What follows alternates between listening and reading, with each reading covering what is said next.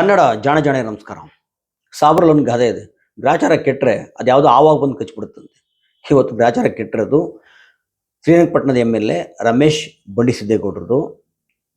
ಅಲ್ಲ ರೀ, ಚುನಾವಣೆ 2 ವರ್ಷ ಇದೆ, ಕಣ್ಮುಂದೆ ಚುನಾವಣೆ ಇಟ್ಕೊಂಡು ಯಾವ ವೇದಿಕೆ ಮೇಲೆ ನಿಂತ್ಕೊಂಡು ಯಾವ ದಿಮಾಕಿನ ಮಾತಾಡ್ತಾ ಇರೋದು.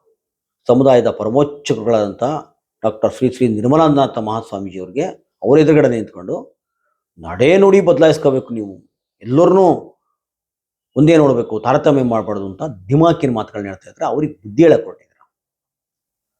ಅಲ್ಲಿ ಕುಮಾರಸ್ವಾಮಿ ಅವರು ಬೇರೆ ಇನ್ನೂ ನನ್ನ ಅಮಾಯಕ ಸಾಚನ ಹತ್ರ ಮಾತಾಡ್ತಾವ್ರೆ. ಒಳ್ಳೆ ಸಂದರ್ಭ, ಇದೇ ಸಂದರ್ಭ ಪಡಿಸ್ಕೊಂಡು ಬೇರೆ ಬೇರೆ ಪಕ್ಷದಲ್ಲಿರೋ ಒಕ್ಕಲಿಗರ ಲೀಡರ್ಗಳು ಮಠದ ವಿಚಾರದಲ್ಲಿ ಹೆಂಗೆ ನಡ್ಕೋತಾರೆ, ಬೇರೆ ಬೇರೆ ಮಠದ ಈ ಉದಾಹರಣೆ ಮಾಧ್ವ ಸಂವಿಧಾನದ ಮಠಗಳ ಹೋಗಿ ಹೆಂಗೆ ಅಂಗಿ ಚಡ್ಡಿ ಬಿಚ್ಕೊಂಡು ಗಾವುದ ದೂರದಲ್ಲಿ ಕುಂತಿರ್ತಾರೆ ಕಳ್ಳರ ಥರ, ಅದನ್ನು ನೋಡೋಣ. ಈ ಸ್ವಾಮೀಜಿಗಳ ಹತ್ರ ಹೆಂಗೆ ನಡ್ಕೋತಾರೆ ನೋಡೋಣ. ಮತ್ತು ಮಠದ ವಿಚಾರದಲ್ಲಿ ನಮಗೆ ತಕರಾರಿಲ್ಲ ಅಂತ ಅಲ್ಲ, ಖಂಡಿತ ತಕರಾರಿದೆ. ಮಹಾತ್ಮ ಗಾಂಧಿ ಕೊಂದ ಟೆರರಿಸ್ಟ್ ಸಂಘಟನೆಯವರು, ಆ ಟೆರರಿಸ್ಟ್ ಮನಸ್ಥಿತಿಯವರು ಇಲ್ಲಿ ಹಿಂದೂ ಸಮಾಜೋತ್ಸವನ ಹೆಸರಲ್ಲಿ, ಅಂದರೆ ಹಿಂದೂಗಳ ಹೆಸರಲ್ಲಿ ಇಲ್ಲಿ ಒಕ್ಕಲಿಗ ಹುಡುಗರನ್ನ ಗುಂಡಿಕ್ಕಿಡುವ, ಪ್ರಚೋದಿಸಿ ಸಾಬ್ರ ಮೇಲೆ ಚೂ ಬಿಟ್ಕೊಂಡು ಅವ್ರ ಬದುಕನ್ನು ಹಾಳು ಮಾಡುವ ದರಿದ್ರ ಕಾರ್ಯಕ್ರಮಗಳನ್ನ ಅಲ್ಲೆಲ್ಲಿ ಮಾಡ್ತಾ ಇದ್ದಾರೆ. ಅದಕ್ಕೆ ದಿವ್ಯ ಸಾನ್ನಿಧ್ಯ ವಹಿಸ್ತಿರೋದು ನಮ್ಮ ಮಠದ ಶಾಖಾ ಮಠ ಸ್ವಾಮಿಗಳು. ಅಲ್ಲೆಲ್ಲ ದಿವ್ಯ ಸಾನ್ನಿಧ್ಯ ವಹಿಸಿ ಇವರು ಸಹ ಅದಕ್ಕೆ ನಮ್ಮ ಬಲಿಯಾಗ ಹುಡುಗರನ್ನ ತಪ್ಪಿಸೋದ್ಬಿಟ್ಟು ಆ ಒಂದು ಕೇಡಲ್ಲಿ ಭಾಗವಹಿಸ್ತಿರೋದು ನಮಗೂ ಬೇಜಾರಿದೆ. ಆದರೆ ಸ್ಥಳ ಪ್ರಜ್ಞೆ ವ್ಯಕ್ತಿ ಪ್ರಜ್ಞೆ ಅಂತಾರೆ, ಯಾವ ಸ್ಥಳದಲ್ಲಿ ಮಾತಾಡಬೇಕು, ಏನು ಮಾತಾಡಬೇಕು ಅದು ನಮಗೆ ಗೊತ್ತಿರಬೇಕು. ಮತ್ತು ಹೇಳಿದ್ನಲ್ಲ ಯಾವ ರಾಜಕಾರಣಿಗಳು ಹೆಂಗೆ ಮಾತಾಡ್ತಾರೆ ಅದನ್ನು ನೋಡೋಣ. ಶ್ರೀರಂಗಪಟ್ಟಣ ತಾಲೂಕಲ್ಲಿ ಕೊತ್ತತ್ತಿ ಗ್ರಾಮದಲ್ಲಿ ನಡೆದಂಥ ಒಂದು ಘಟನೆ, ಆ ಘಟನೆ ಇಟ್ಕೊಂಡು ಈ ರಮೇಶ್ ಬಂಡಿಸಿದ್ದೇಗೌಡರು ವೇದಿಕೆ ಮೇಲೆ ನಿಂತ್ಕೊಂಡು ಸ್ವಾಮೀಜಿಯವರಿಗೆ ಬುದ್ಧಿ ಹೇಳ್ತಾ ಇದ್ದಾರೆ. ಏನಂತ, ನಡೆ ನುಡಿ ಬದಲಾಯಿಸ್ಕೋಬೇಕು ನೀವು. ಮತ್ತು ಅವರೇ ಹೇಳ್ತಾರೆ, ನಾನು ಪರ್ಸ್ನಲಿ ಬಂದು ಮಾತಾಡ್ಬೋಯಿತ್ತು, ಆದ್ರೆ ಮಠಕ್ಕೆ ನಾನು ಜಾಸ್ತಿ ಬರಲ್ಲ. ಮಠಕ್ಕೆ ಬರಲ್ಲ ಮತ್ತು ನಿನಗೆ ಏನು ನೈತಿಕತೆ ಇದೆಯಪ್ಪ ಮಾತಾಡೋಕ್ಕೆ? ಇಲ್ಲಿ ಬಂದು ನಡೆನುಡಿ ಬಗ್ಗೆ ಮಾತಾಡೋಕ್ಕೆ ಅಂತ ಹೇಳ್ತೀರಾ? ಯಾರು ಹೇಳ್ತಾ ಇರೋದು? ಈ ರಾಜಕಾರಣಿಗಳ ನಡೆನುಡಿ ಬಗ್ಗೆ. ತಾವುಗಳು ಯಾವ ಪಕ್ಷದಲ್ಲಿದ್ರಿ? ಯಾವ ಪಕ್ಷದಲ್ಲಿದ್ದೀರಾ? ಮತ್ತೆ ಯಾವ ಪಕ್ಷದಲ್ಲಿದ್ದರೆ ಗೊತ್ತಿಲ್ಲ. ಈ ಕೋತಿಗಳು ಮರದಿಂದ ಮರಕ್ಕೆ ಎಗರೋ ಥರ ಎಗರ್ತಾ ಇರ್ತೀರಾ. ಸಿದ್ಧಾಂತದಿಂದ ಸಿದ್ಧಾಂತಕ್ಕೆ, ಮೌಲ್ಯಗಳಿಂದ ಮೌಲ್ಯಗಳಿಗೆ. ನಿಮ್ಮ ಮೌಲ್ಯಗಳೂ ಇಲ್ಲ, ಸಿದ್ಧಾಂತನೂ ಇಲ್ಲ, ಪಕ್ಷನೂ ಗಟ್ಟಿ ಇಲ್ಲ.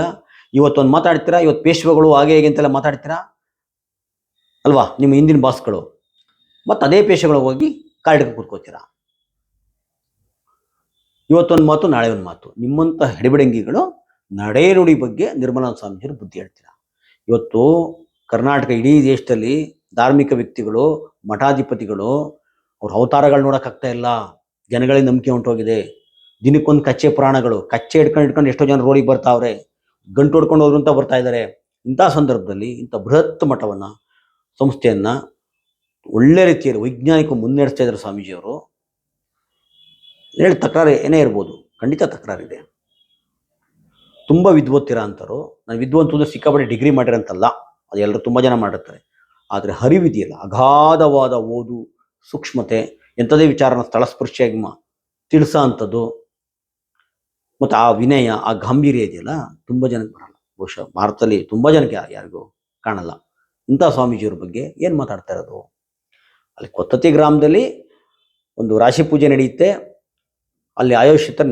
ಇವರು ನಾನು ಸ್ಥಳೀಯ ಮೇಲೆ ನಾನು ಕರೆದಿಲ್ಲ, ನನ್ನ ಗೌರವ ಕೊಟ್ಟಿಲ್ಲ ಅಂತ ಇರ್ಬೋದು. ಆದರೆ ಮಠ ಆಯೋಜಿಸಿದ್ದಲ್ಲ, ಅದು ಯಾರು ಲೋಕಲ್ ಬೇರೆ ಯಾರು ಆಯೋಜಿಸಿರ್ತಾರೆ ರಾಶಿ ಪೂಜೆ, ನಮ್ಮ ರೈತರನ್ನೆಲ್ಲ ಸೇರಿಸಿರ್ತಾರೆ. ಸ್ವಾಮೀಜಿ ಹೋಗಿ ಪ್ರವಚನ ಕೊಡ್ತಾರೆ. ತಾವು ಮಾಡಿ. ಶ್ರೀರಂಗಪಟ್ಟಣದಲ್ಲಿ ಮಾಡೋಕ್ಕೆ ಹೋದರೆ ರಮೇಶ್ ಅವರೇ ತುಂಬ ಕೆಲಸ ಇದೆ.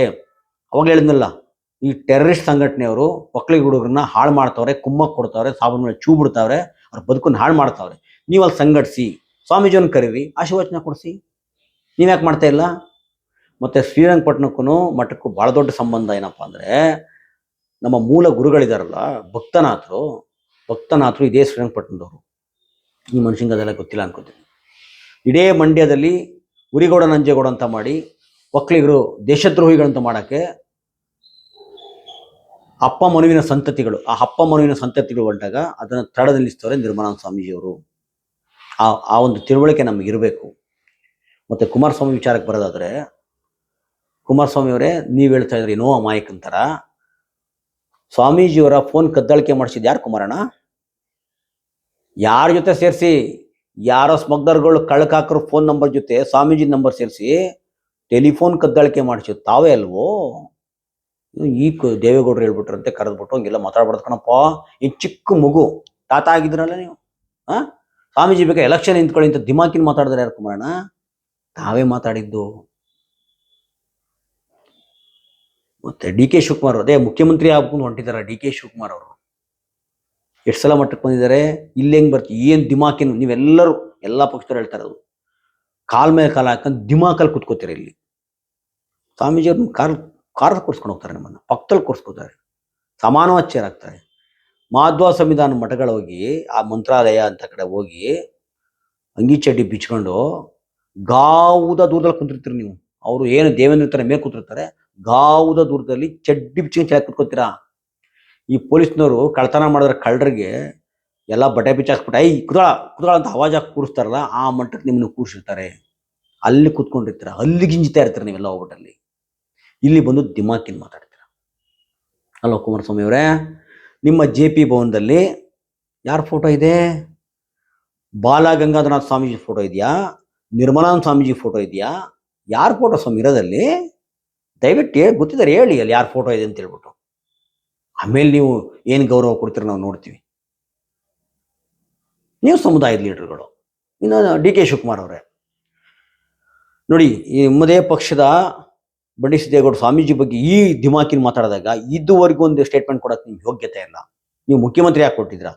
ಅದೇ ಸೌಜನ್ಯ ಹೋರಾಟಗಾರ ಯಾರೊಬ್ಬ ಈ BL ಸಂತೋಷ್ ವಿಚಾರ ಮಾತಾಡಿದಾಗ ನಮ್ಮ ಸಂತೋಷಿ ಮಾತಾಡ್ತೀರಾ ಅಂತೇಳಿ ಇಮ್ಮಿಡಿಯೇಟ್ ರಿಯಾಕ್ಷನ್ ಮಾಡ್ತಾರೆ. ಒಳಗಾಕಿಸ್ತೀನಿ ನಮ್ಮ ಸಂತೋಷ ಬಗ್ಗೆ. ನಿಮ್ಗೆ ಯಾವ ಸಂತೋಷ ಆಗಿದ್ದ? ನಿಮ್ಮ ಚಿಕ್ಕಪ್ಪನವನು ಏನ್ರಿ ಆಗಿದ್ದ ನೀನು? ಅಂದರೆ ನಿರ್ಮಲಾನಂದ ಸ್ವಾಮೀಜಿಯವರು ಅವ್ರಿಗಿಂತ ಮೇಲು, ಸ್ವಾಮೀಜಿಗಿಂತ ಆ ಸಂತೋಷ ಮೇಲು. ಅದಕ್ಕೆ ಇಮ್ಮಿಡಿಯೇಟ್ ರಿಯಾಕ್ಷನ್ ಕೊಡ್ತೀರಾ?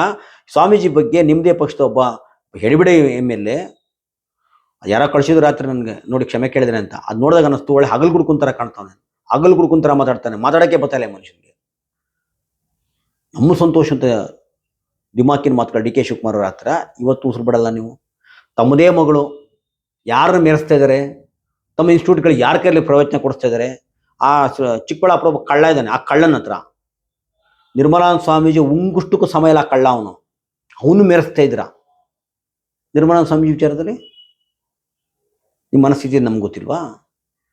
ಯಾವನ ಮೂರ್ಖಾಸಿನ ಜ್ಯೋತಿಷಿ, ಅವರ ಅಪ್ಪ ಎಲ್ಲ ದೊಡ್ಡ ತಲೆಡಿಕಾಗಿದ್ದ ಅಂತರ ನಿಮಗೆ ದೇವರು ಮೆರೆಸ್ತಾ ಇದ್ದೀರಾ. ಇನ್ನು BJPಲಿರೋ ಒಕ್ಕಲಿಗ ಲೀಡರ್ ಬಗ್ಗೆ ಮಾತಾಡೋದೇ ಬೇಡ. ಈ ಮಹಾನ್ ಭಾವರಿಗೆ ಸ್ವಂತ ತಂದೆಗಿಂತಲೂ ಈ ನಾಗ್ಪುರದ ಹಾವಾಡಿಗರು, ಈ ಕೇಶವಕೃಪ್ತರು ಅದಕ್ಕಿಂತ ದೊಡ್ಡ ಸ್ಥಾನ ಕೊಟ್ಟಿದ್ದಾರೆ.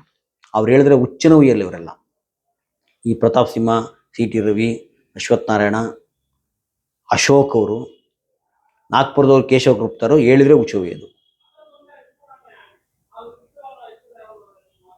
ಆ ಮಟ್ಟಕ್ಕಿದ್ರೆ ಇವತ್ತು. ನೀವೆಲ್ಲ ಬಂದ್ಬಿಟ್ಟು ಇವತ್ತು ಸ್ವಾಮೀಜಿ ಬಗ್ಗೆ ಮತ್ತೊಂದು ಬಗ್ಗೆ ಬಾಯಿ ಬಂದು ಮಾತಾಡ್ತಾ ಇದ್ದೀರಾ. ನಾನು ಅವಾಗಲೇ ಹೇಳಿದ್ನ ಯಾವ್ಯಾವ ಮಠಗಳಲ್ಲಿ ಏನೆಲ್ಲ ನಡೀತಾ ಇದೆ, ಏನು ಕಥೆ ಅಂತ ಹೇಳ್ಬಿಟ್ಟು. ಇನ್ನಾದರೂ ಸಹ ಗೌರವದಿಂದ ಮಾತಾಡೋದು ಕಲ್ತ್ಕೊಳ್ಳಿ, ನಾಲ್ಗೆ ಮೇಲೆ ನಿಗಾ ಇರಲಿ ಅಂತ ಹೇಳ್ತಾ ನನ್ನ ಮಾತು ಮುಗಿಸ್ತೀನಿ. ನಮಸ್ಕಾರ.